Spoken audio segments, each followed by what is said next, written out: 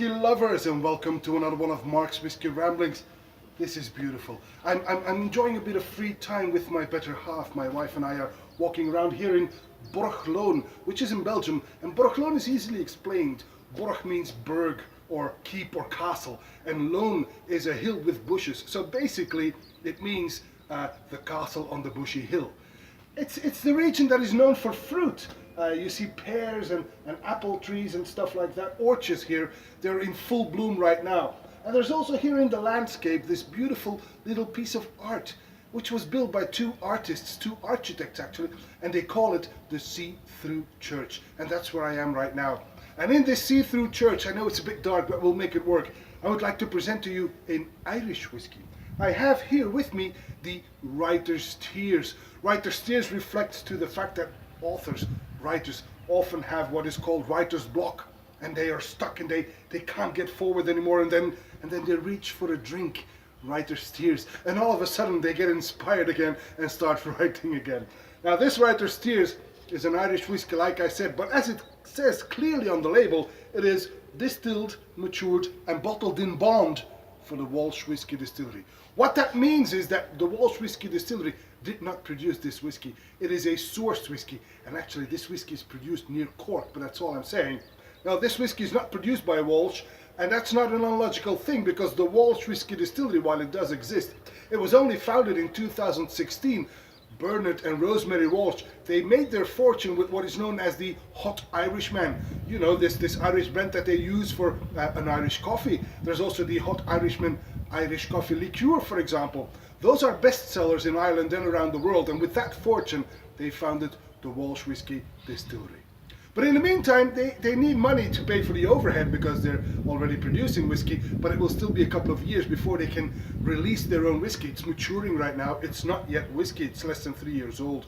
In the meantime, they buy sourced whiskey and they release it on the market. And this is one of those, the Writer's Tears. There's three expressions of Writer's Tears momentarily. There's the copperhead, and there's the redhead, which is this one. And then there is the cask strength. Now this one, the Writer's Tears Red Head, the red refers to oloroso sherry casks. That's what it was finished on.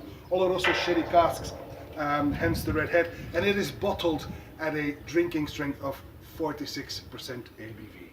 Right, let's give this one a go. You hear that? I just put the bottle down.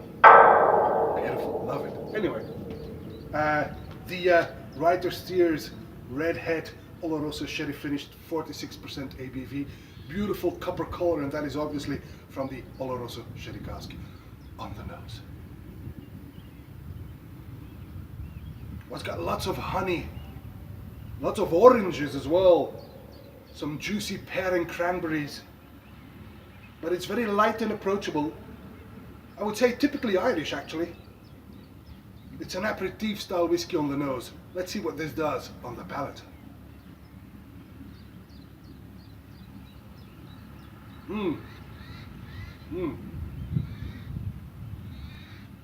Much more outspoken. The orange zestiness is immediately in the lead, but this is quite spicy. In fact, I get some ginger and black pepper. It's still approachable, but it's much more spicy than the nose announced. Oh, this is actually quite good. The Oloroso Sherry cask have clearly put down their foot here, because you get all these fruity notes with a bit of a spicy kick on the finish then.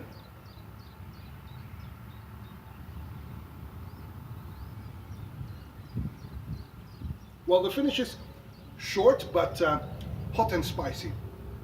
Again, this is not bad at all. This is quite all right. I must admit, maybe my expectations were a bit too low, because this is actually a very nice Irish whiskey. And if you keep in mind that a bottle of this Writer's Tears Redhead is like 40 euros, that's it. That makes this whiskey truly bang for your buck.